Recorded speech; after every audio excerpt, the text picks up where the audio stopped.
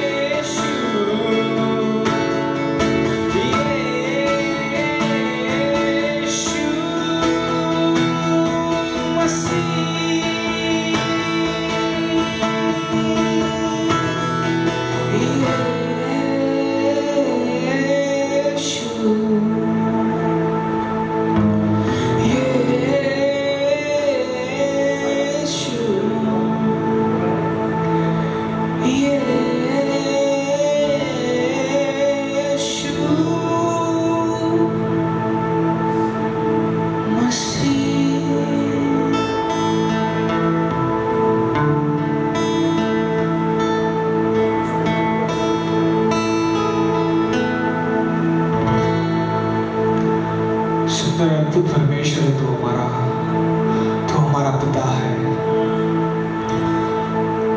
तेरी उपासना करते हैं प्रभु, तेरे नाम को ऊंचा उठाते हैं प्रभु। एक छोटी सी आराधना की भेंट तेरे चरणों के पास लाते हैं। इसे सुन और प्रभु कबूल कर, और हर एक देखने वाले, सुनने वाले और आराधना करने वाले को स्वर खोलकर प्रभु तेरे आशीषों से बरसा तुझसे मांगते हैं। यीशु मसीह के मीठे और प्यारे नाम से मांगते हैं। सुन ले स्वर्गीय पिता। आमीन, आमीन, आमीन।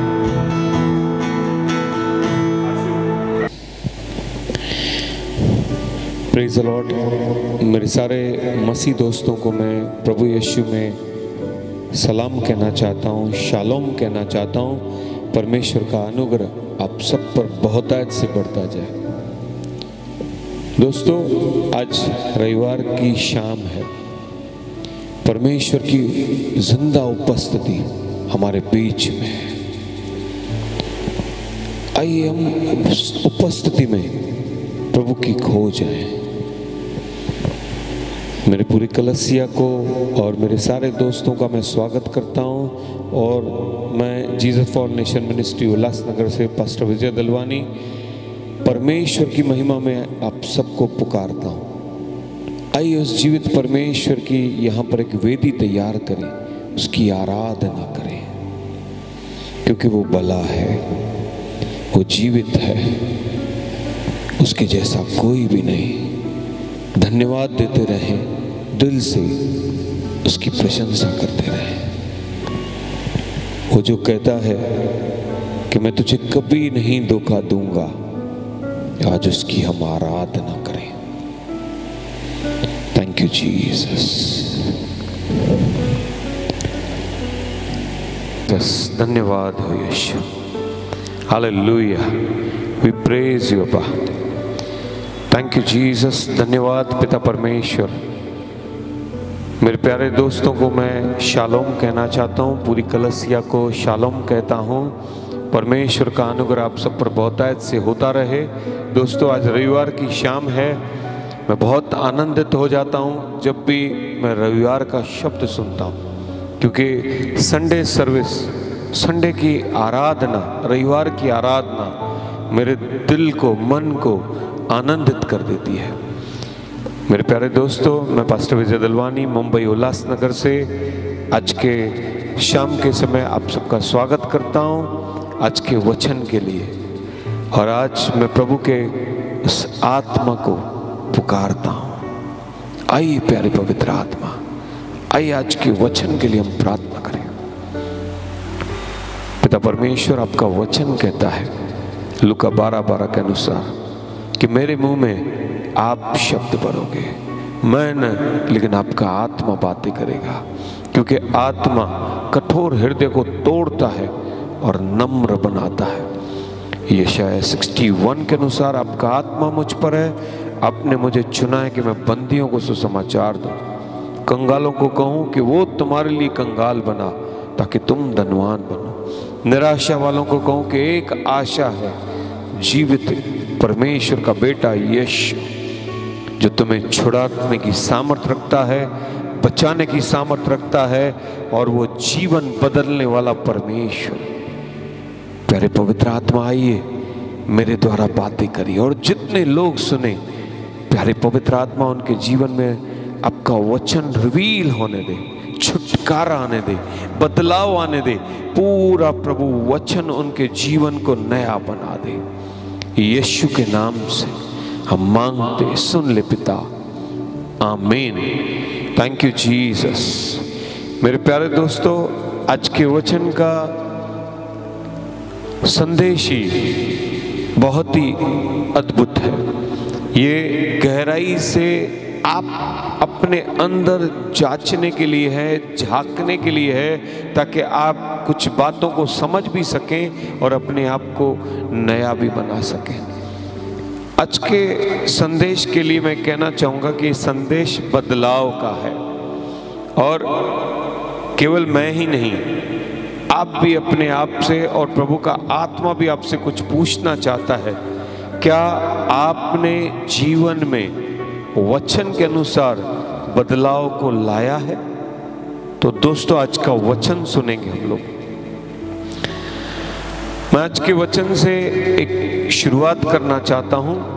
एक छोटी सी सच्ची घटना के बारे में मैं आपसे प्रभु की ओर से बात करना चाहता हूं। This is the one real story. एक बार सूडान में एक केविन नाम का व्यक्ति, जो फोटोग्राफर, एक टॉप फोटोग्राफर्स में से एक था। सूडान में गया था क्योंकि वहां पे एक फेमाइन आया था, एक महामारी आई थी, एक अकाल आया था, भयंकर अकाल था। लोगों को खाने के लिए नहीं था, बीमार थे। तो उसने एक पिक दिखाई, एक फोटो जो आपके स्क्रीन पे इस समय है। वहां पे एक छोटी सी लड़की है, मे बी 1 and 2 years की, जो बहुत ही पतली हो चुकी है, उसे खाना तक नहीं मिला है और शायद कुछ ही देर में वो मरने वाली है। और एग्जैक्टली उसके पीछे गिद्ध खड़ा है जो वेट कर रहा है कि ये लड़की ये मरेगी और वो उसे खाना शुरू करेगा। उसी समय फोटोग्राफर केविन वहां पे पहुंचा है और उसने वो फोटो निकाली है, एक पिक निकाली है, बहुत ही पिक निकाली उसने। और उसे एक बार तो लगा कि वो उस लड़की को बचाए क्योंकि वो गिद्ध खाने वाला है उसे, लेकिन शायद महामारी के कारण शायद उसे लगा कि वो उस छोटी सी लड़की को हाथ लगाए या उठाए या बचाए तो शायद इससे कुछ हो जाए, ऐसा ही कुछ उसके मन में घूम रहा था। और अचानक वो जगह छोड़ के वहां पे निकल गया। उस लड़की का तो क्या हुआ किसी को पता नहीं, लेकिन 1994 में पुलित्जर अवार्ड उसे मिला उस पिक के कारण। वर्ल्ड का नंबर 1 वो पिक बन गई, एक इंटरनेशनल अवार्ड उसे मिला, एक प्राइज उसे मिला और पूरी दुनिया में केविन बहुत ही फेमस हो गया। लेकिन वो अवार्ड लेने के बाद कुछ ही समय के बाद, मुझे जितनी जानकारी है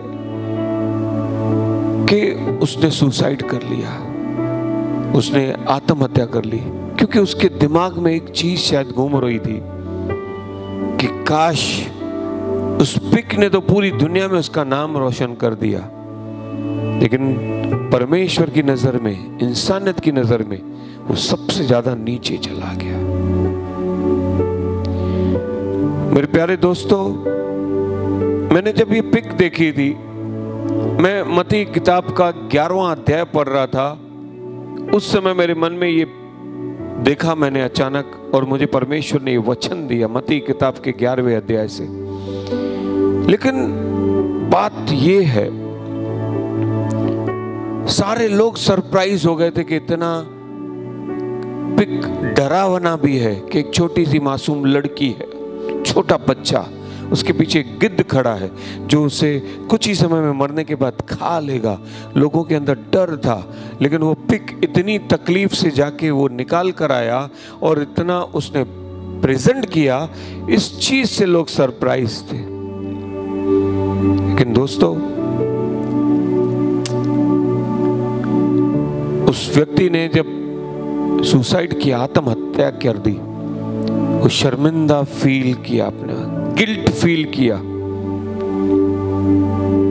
मैं भी उसे बचाना चाहिए था, लेकिन डर के मारे उसने बचाया नहीं।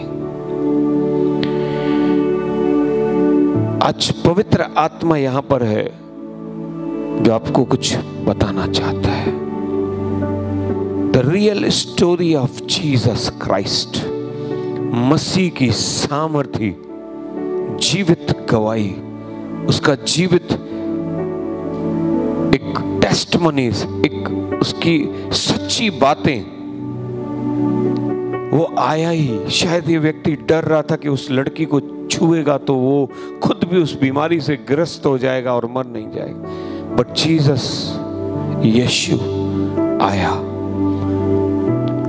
मुझे प्यार करने, आपको प्यार करने। शैतान भी हमारे पीछे उस गिद्ध के जैसा बैठा था कि किसी रीति से वो हमें मार खाए, लेकिन this is Jesus, sun of God. उसने हमसे प्रेम किया। शायद इस फोटोग्राफर के कारण वो लड़की मर गई होगी, लेकिन यीशु आया, वो खुद मारा गया हमें बचाने के लिए। मैं इतना कहना चाहता हूं, अगर वो फोटोग्राफर अगर उस दिन हिम्मत दिखा देता तो दोस्तों वो लड़की बच सकती थी। वो हिम्मत केवल एक व्यक्ति ने दिखाई। खुदा ने अपना बेटा भेजा, उसने इतना प्रेम दिखाया। Jesus came, he saves us, he loves अस। उसने प्रेम किया लोगों से, ही टच, उसने छुआ, कोड़ियों तक को गले लगाया। दोस्तों, ऐसा कोई व्यक्ति नहीं मिलेगा जो ऐसी सेवा कर पाए, जस्ट लाइक जीसस। जिस परमेश्वर की सेवा की जानी चाहिए थी, वो खुद आया सेवा करने। उसने वचन में कहा कि मैं सेवा करवाने नहीं आया हूं, मैं करने आया हूं। He did।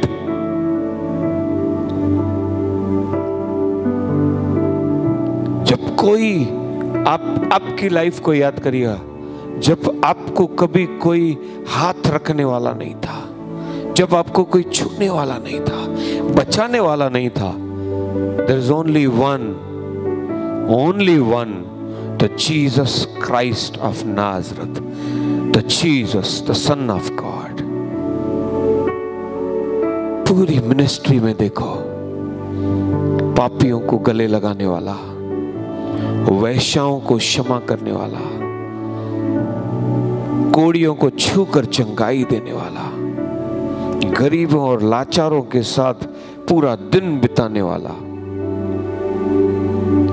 दोस्तों, इतना कुछ देखने के बाद आपके लाइफ में कितने सारे प्रभु ने काम किए, सेवा की है हमारी। मैं तो ऐसे कहूंगा, तू कहता है नहीं छोड़ूंगा, तू कहता है नहीं ठुकराऊंगा। वो परमेश्वर जिसने अपना बेटा बेचकर हमें दिखा दिया कि वो कभी नहीं छोड़ देगा, कभी नहीं ठुकराएगा, चाहे खराब से खराब, बुरे से बुरी परिस्थिति हो। दोस्तों, प्रभु ने मेरे लाइफ में जब भी मैं गिरा, जब भी मैं बुरा बना, उसने मुझे कोसा नहीं, डराया नहीं, हमेशा गले लगाया है। आज का संदेश जितना मीठा है उतना ही डांटने वाला भी है। यह संदेश आपके जीवन के बदलाव के लिए बहुत जरूरी है। दोस्तों, सबसे पहले मैं वचन पढ़ना चाहता हूं, मत्ती किताब 4 अध्याय, मत्ती किताब का 4 अध्याय,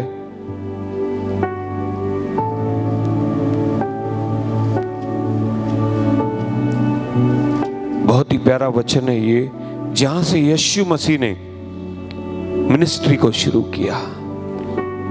17 वचन को पढ़ेंगे। यीशु के सेवा कार्य का आरंभ।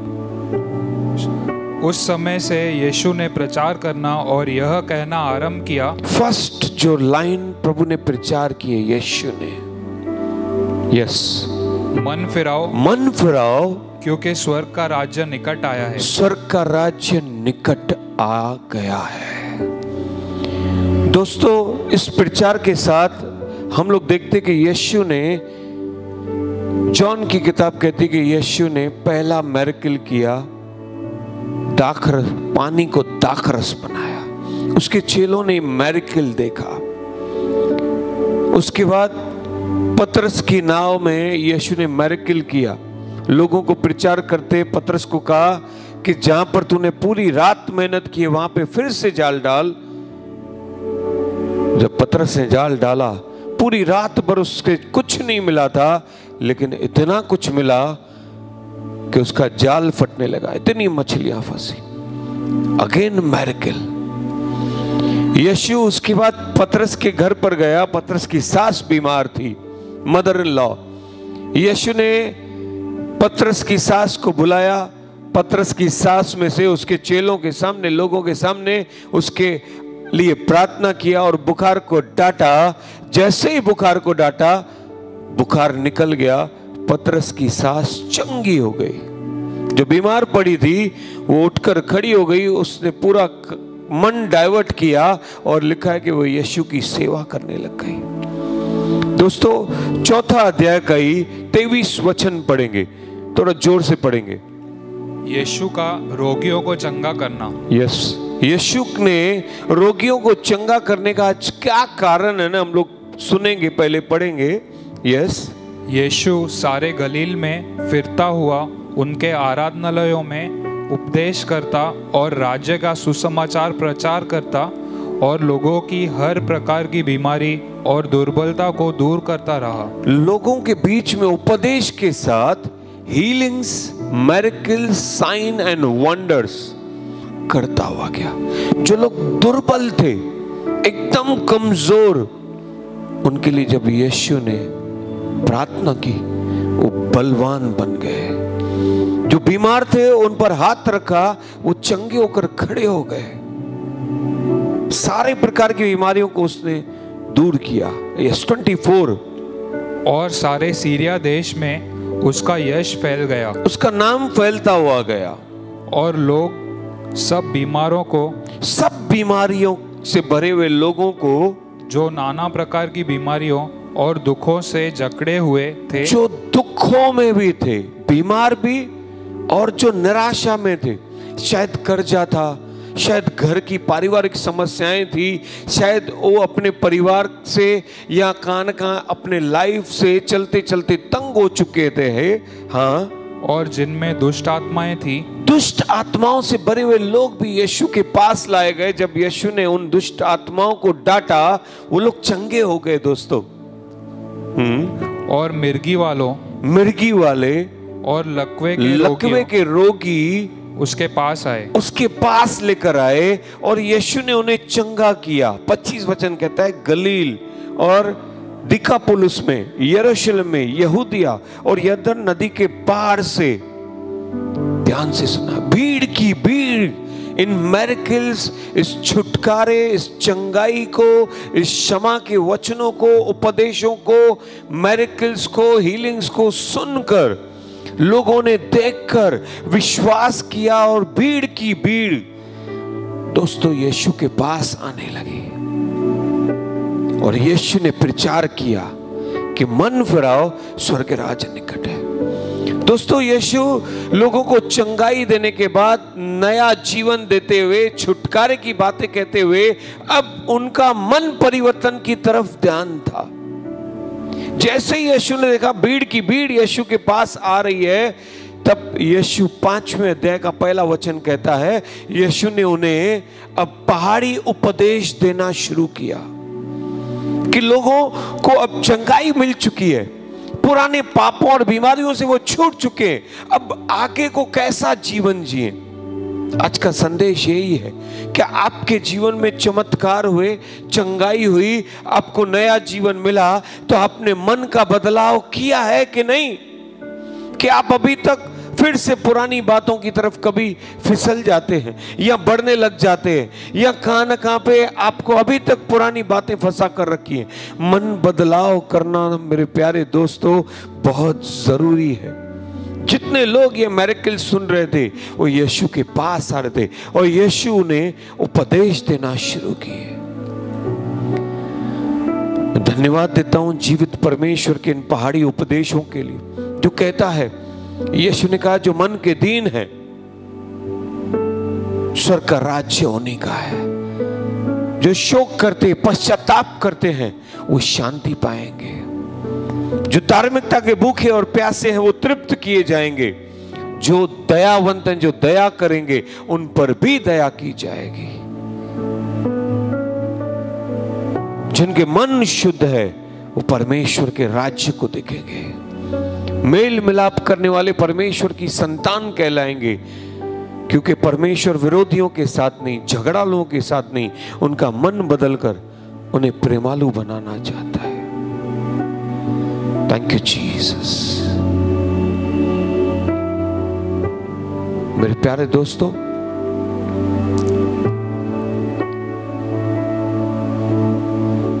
हम लोग एक वचन को पढ़ेंगे, 7वां अध्याय। देखो देखो यीशु कैसे चंगाई के बाद लोगों को सिखा रहे थे। Thank you Jesus. दूसरों पर दोष न लगाना। हाँ, दोष मत लगाओ कि तुम पर भी दोष न लगाया जाए। यस, क्योंकि जिस प्रकार तुम दोष लगाते हो उसी प्रकार तुम पर भी दोष लगाया जाएगा। दोस्तों यीशु ने प्रचार करना शुरू किया कि दोष मत लगाना, नहीं तो तुम पर भी दोष लगाया जाएगा। जिस नाप से तुम नापोगे उसी नाप से तुम्हें नापा जाएगा। मत्ती के 8वें अध्याय के 9 वचन में लिखा है कि कुछ 4 दोस्त, 9वें अध्याय के पहले वचन में लिखा है कि 4 दोस्त एक लकवे वाले अपने दोस्त को लेकर आए। दोस्तों मैं बताना चाहता हूं, जैसे ही यीशु ने प्रचार किया कि दोष मत लगाओ नहीं तो तुम पर भी दोष लगाया जाएगा, इन 4 दोस्तों ने अपने मन को फिराया। उस लकवे वाले व्यक्ति जो इन चारों का दोस्त था, ये चारों दोस्त जानते थे कि उसने कैसा लाइफ जिया है, पूरा जिंदगी भर क्या क्या किया है। इसके लिए आज जिंदगी के इन दिनों में, जीवन के सफर में उसे लकवा हो गया है। उन्होंने दोष नहीं लगाया, वरन अपना मन बदला, क्यों न हम इससे यीशु के पास लाए। दोस्तों जैसे ही वो यीशु के पास लाए, बड़ी कठिनाई से वो एक खाट पर लिटाकर, एक घर की छत खोलकर उन्होंने यीशु के सामने अपने दोस्त को उतार दिया। यीशु ने जैसे ही उनका विश्वास देखा, उनकी सोच देखी, उनका मन बदलाव देखा, इस व्यक्ति को कहा कि तेरे पाप, लकवे वाले व्यक्ति को कहा तेरे पाप क्षमा होए। दोस्तों शायद वो व्यक्ति पाप के कारण लकवे से पीड़ित था। यीशु ने कहा तेरे पाप क्षमा हुए, उठ और चलने फिरने लग। वो चलने फिरने लग गया। दोस्तों आज आपकी सोच क्या काम करी? दोष नहीं लगाना है, नहीं तो तुम पर भी दोष लगाया जाएगा। आज वचनों से हमें यीशु ने सिखाया। एक और वचन को मैं बोलना चाहूंगा। यीशु ने 5वें अध्याय के 21 वचन में कहा है, पढ़ो 5:21। क्रोध और हत्या। क्रोध और हत्या। तुम सुन चुके हो कि पूर्व काल के लोगों से कहा गया था कि हत्या न करना। हत्या नहीं करना। अभी तक सब लोगों ने इतना सुना था कि किसी का मर्डर करते हैं लोग, मार देते हैं, उसका जीवन खत्म कर देते हैं, ये हत्या होती है। लेकिन यीशु ने और कुछ सिखा दिया, और जो कोई हत्या करेगा वह कचहरी में दंड के योग्य होगा। यस, जो कोई हत्या करेगा वो कचहरी की दंड में होगा। यीशु ने और कुछ भी हमें ज्यादा जीवन की बातों को सिखाया जिससे हमारा मन बदल जाए। यस, परंतु मैं तुमसे यह कहता हूँ कि जो कोई अपने भाई पर क्रोध करेगा वह कचहरी में दंड के योग्य होगा। भाई पर क्रोध करना, गुस्सा करना भी दंड का कारण होगा। दोस्तों हम लोग पवित्र शास्त्र में पढ़ते, गुस्सा बहुत ही खतरनाक चीज है, क्रोध बहुत ही खतरनाक चीज है। केन और हाबिल की कहानी में हम लोग पढ़ते हैं कि केन को इतना क्रोध आया कि उसने अपने छोटे भाई को मार दिया। यीशु उसी बात को सिखा रहे।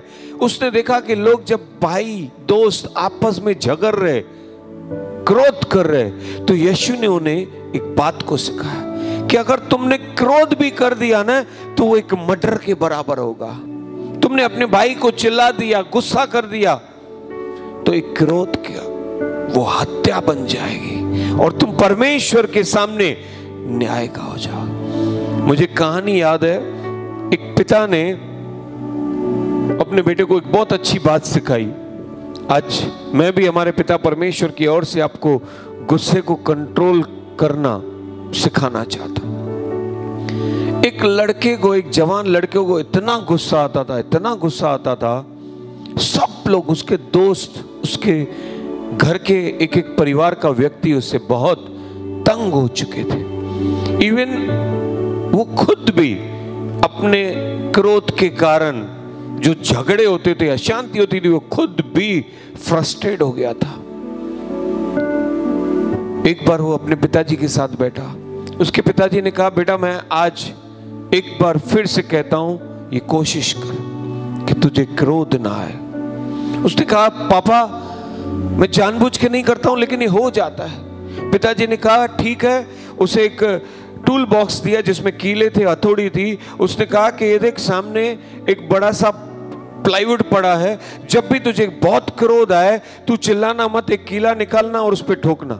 जितनी बार तुझे दिन में क्रोध आए पूरा महीना भर ऐसा करते रहना, एक कील निकालना और उस पर ठोकना, प्लाईवुड में कील ठोकना। वो जितना गुस्सा बढ़े 2 कील ठोकना, 3 करना, 4 करना। वो रोज ऐसे करने लगा। दोस्तों महीने के अंत में धीरे धीरे उसका क्रोध पर कंट्रोल हो गया। वो बहुत खुश हो गया।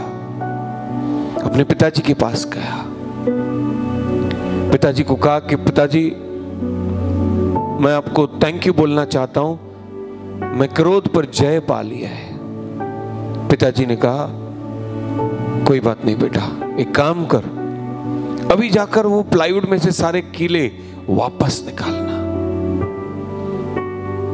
वो जब कीले निकाल रहा था फिर से उसके अंदर वो लग रहा था कि यार गुस्सा आ रहा है, लेकिन वो इतने कीले थे कि निकालते निकालते उसको खुद पे शर्म आने लगी।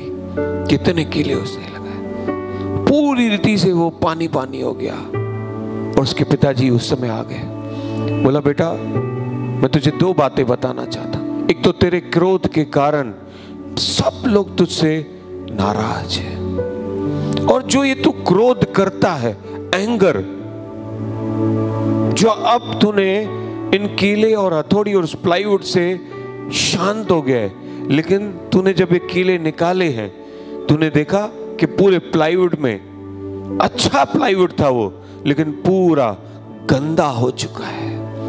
वैसे ही क्रोध करने वाला ना केवल दूसरों के लाइफ में, जैसे यीशु ने कहा कि तुम मर्डर करते हो, मतलब सामने वाले का भी लाइफ खत्म हो जाता है और तुम भी दंड के योग्य बनते हो जीवित परमेश्वर के सामने। दोस्तों यीशु ने चंगाई के बाद यही सिखाया, वचन सिखा दे गया कि तुम्हारा मन परिवर्तन बहुत जरूरी है। एक तो पाप से मन फिराओ, दोष लगाने से मन फिराओ, क्रोध मत करो, तुम वचन के अनुसार जीवन जीना शुरू करो। दोस्तों और भी कुछ बातें यीशु ने सिखाई, मैं पढ़वाना चाहता हूं 7वां अध्याय का 24 वचन। यस।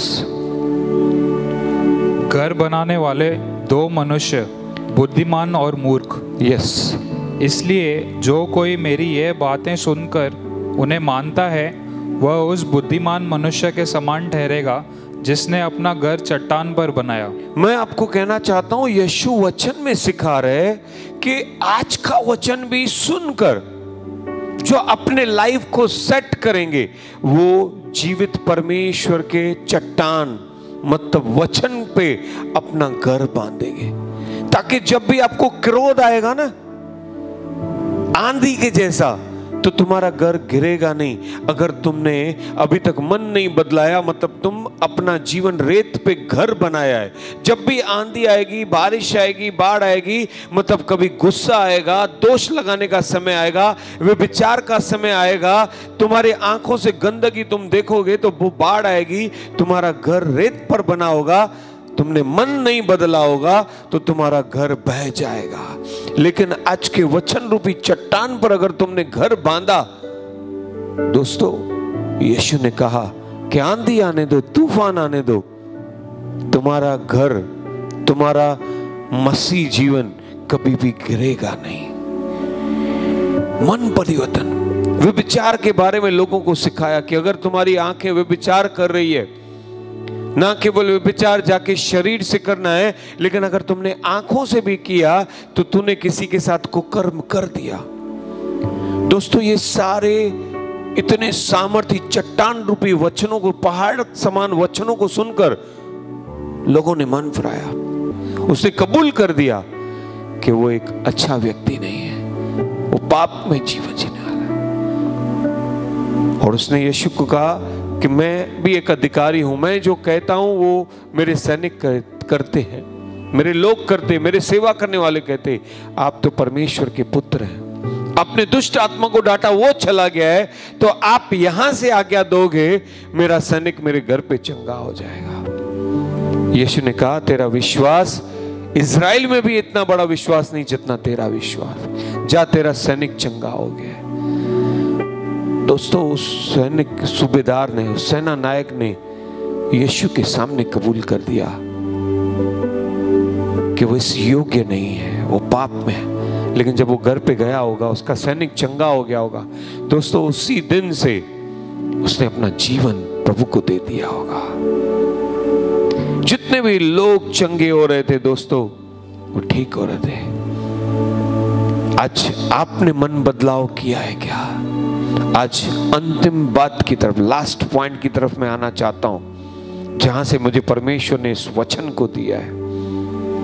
भोर के समय जब मैं उठा था, मैंने प्रभु को धन्यवाद दिया था। फिर बाद में बाइबल वचन तैयार करने के लिए, परमेश्वर से पूछने के लिए जब मैं मनन कर रहा था, तब मैंने एक वचन को पढ़ा। दोस्तों, मैं फिर से कहना चाहता हूं, जहां से आज के वचन की शुरुआत हुई थी, वो छोटी सी लड़की को जो मरने वाली थी, जिसे गिद्ध खाने के तैयार था, वहां पर एक व्यक्ति था जिस उसे नहीं बचाया। उसे गिल्ट फीलिंग हुई, सुसाइड कर दिया। दोस्तों, आज मैं आपको जीवित परमेश्वर यीशु के बारे में बता रहा हूं, जिसने आपको बुरे से बुरी परिस्थिति में देखा, मृत्यु, पाप, अंधकार में, और गिद्ध नामक वो शैतान जो आपको खाना चाहता था। यीशु ने ना केवल हमें बचाया, लेकिन हमारे पापों का दंड के कारण जो शैतान खाना चाहता था, यीशु ने खुद सूली पर चढ़कर हमारा सारा दाम चुकाया, ताकि इस पृथ्वी पर भी हमें उसने शैतान से, बीमारी से, बुराई से, पाप से, व्यभिचार से, कर्जे से, श्राप से, डिप्रेशन से, गुस्से से, नाश होने से बचाया, वरन एक और जगह से बचाया। अगर यीशु मसीह मेरे लिए जान नहीं देते और मुझे नहीं पता चलता, तो इस संसार में भी मैं भुगतता था। लेकिन एक और कड़वी सच्चाई, इस जीवन के बाद, मृत्यु के बाद जब न्याय होता, तो खतरनाक जगह होती, नरक। नरक एक्चुअली, नरक की झील, वो आग की झील परमेश्वर ने मनुष्य के लिए नहीं तैयार की थी, वो शैतान के लिए बनाई गई थी। प्रकाशित वाक्य किताब कहती है कि उस शैतान को उस नरक के, उस आग के झील में डाला जाएगा, और जो लोग उसके पीछे चलेंगे, उसका बताया हुआ जीवन जिएंगे, उसकी झूठ बोलकर उसकी संतान ठहरेंगे, संतान बन गए, तो वो लोग भी उसी नरक की आग की झील में डाले जाएंगे। मैं इसी वचनों को पढ़ रहा था, तब मेरी नजर मत्ती किताब 11वां अध्याय के 20 वचन की तरफ गई, जहां से आज का वचन था कि मन फिराना कितना जरूरी है। नरक केवल डेविल के लिए, और न्याय के दिन जब जजमेंट होगा वो भयानक होगा। The day of judgment is dangerous. Yes, हम लोग उस वचन को पढ़ेंगे। अविश्वास पर हाय, तब वह उन नगरों को उल्हाना देने लगा। यीशु मसीह उन नगरों को डांटने लगा, फटकारने लगा, उल्हाना देने लगा। और आज का ये वचन उन सारे लोगों के लिए उल्हाना है जो अभी तक मन नहीं फिराए हैं। यीशु वचन में लिखा है कि यीशु मसीह ने उन नगरों को उल्हाना देने लगा जिनमें उसने बहुत से सामर्थ के काम किए थे। अभी अभी हमने वचन पढ़ा मत्ती किताब में 4 अध्याय में, लोगों की भीड़ आ गई, सारी बीमारियां लिखी है वहां पे, सारी दुर्बलताएं लिखी है, सारी दुष्ट आत्माओं से भरे हुए लोग लिखे, सब लोग वहां पर आए, चंगे हो गए। कोढ़ी आए, कोढ़ी को भी यीशु को कोढ़ी ने कहा कि तू चाहे तो मुझे शुद्ध कर सकता है। यीशु ने कहा मैं चाहता हूं, what a love of God, कि तू शुद्ध हो जा। तूने आज आराधना की है, तूने मान लिया है, तू शुद्ध हो जा, इस जीवन में भी शुद्ध हो जा और मन फिराव के साथ तू इस पीड़ा से छूटकर नरक की पीड़ा से भी आजाद हो गया है। यहां पर यीशु ने उन नगरों को कहा कि तुम्हारे बीच में मैंने इतने सामर्थ के काम किए कि तुम्हें अपना मन फिरा लेना चाहिए था। क्योंकि वचन में मैं फिर से पढ़ना चाहता हूं, यीशु ने उन नगरों को उलाहना देने लगा जिनमें उसने बहुत से सामर्थ के काम किए थे, क्योंकि उन्होंने अपना मन नहीं फिराया था। मतलब परमेश्वर के बेटे की बड़ी महिमा देखकर, प्रभु के प्रेम को देखकर, बड़े बड़े healings, miracles, sign and wonders देखने के बाद भी जितने लोगों ने मन नहीं फिराया, अभी भी फिर से कहां ना कहां पे वो गलतियों में गुजर रहे। लिखा है कि हाय खुराजीन, हाय बेतसदा, जो सामर्थ के काम तुम में किए गए वो सूर और सैदा में किए जाते तो टाट ओढ़कर राख में बैठकर वहां के लोग कब के मन फिरा लेते। आज दोस्तों आपके बीच में मिरेकल हो चुके। क्या कभी आपने ऐसा सोचा कि मैं अकेले में बैठकर अपने पूरी जिंदगी भर के पापों को प्रभु के सामने बताकर क्षमा मांग लूं और ये वादा कर लूं कि मैं फिर से पाप नहीं करूंगा।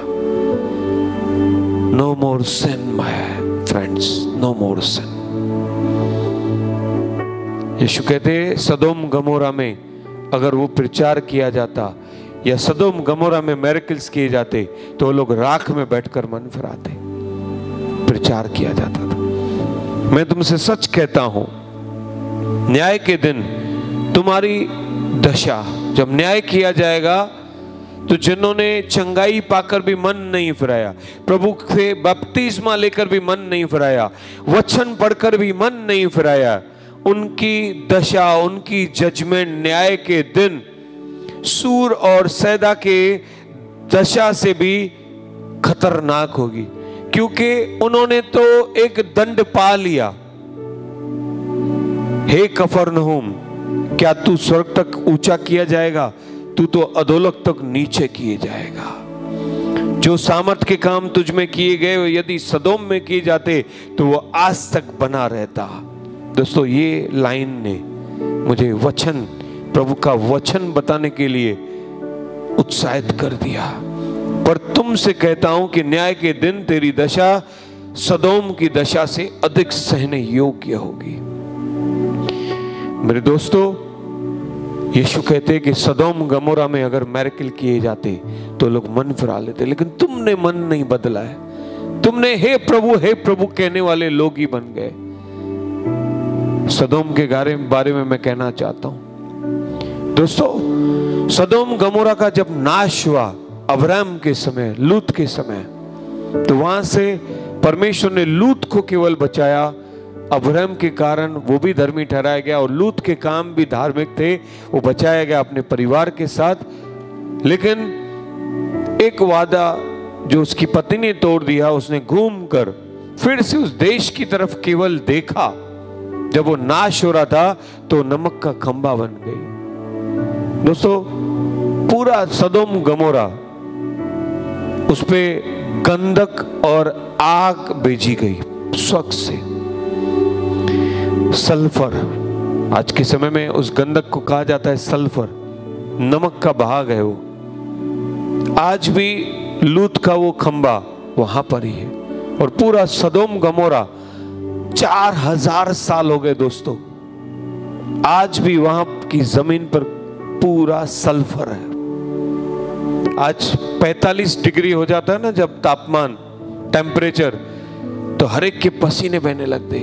48 आया, 50 आया तो पूरे देश की लोगों की हालत खराब हो जाती है। लेकिन जब सदोम गमोरा पर प्रभु ने आग भेजी तो ऐसा विद्वानों का कहना है कि 400 डिग्री का वो आग था, वो गिरा और पूरा देश तुरंत जलकर उस गंधक में, उस गंधक की खतरनाक आग में 400 डिग्री में वो जलकर नाश हो गया। इसके लिए उस जमीन पे आज भी सल्फर है, गंधक है। 4000 साल हो गए, 400 डिग्री का टेम्परेचर वहां पे आया, सब कुछ खत्म हो गया। 4000 सालों से वहां पर सब कुछ खत्म है। मेरे दोस्तों, नरक में 400 डिग्री नहीं, 4000 डिग्री की आग है। इतनी भयंकर वेदना। सदोम गमोरा पर तो आग आई, सब जलकर खत्म हो गए, नाश हो गया। वहां पर आज तक सल्फर है। लेकिन वचन में लिखा है, तो जो लोगों ने मन नहीं बदला है उनकी दशा, उनका जजमेंट इतना खतरनाक होगा। क्यों? क्योंकि नरक की आग 400 डिग्री सेल्सियस नहीं है, 4000 डिग्री सेल्सियस है। सदोम गमोरा तो उसमें नाश हो गए, लेकिन जो नरक की आग में जाएंगे वो केवल जलते रहेंगे, नाश भी नहीं होंगे। इसके लिए यीशु कह रहे हैं, मेरा जीवित प्रेम करने वाला यीशु कह रहा है, मन फिराओ, मन फिराओ।